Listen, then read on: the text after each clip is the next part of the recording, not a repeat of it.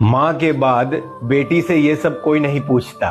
माँ है तो कहती है तुझे कितने दिन हो गए, कब आएगी तू। माँ है तो कहती है तू ठीक तो है ना, देख मुझसे झूठ मत बोलना। माँ है तो कहती है इस बार दामाद को मेरी तरफ से कपड़े दिला देना। माँ है तो कहती है खाया ही कहाँ तूने, ले थोड़ा सा खीर चख ले।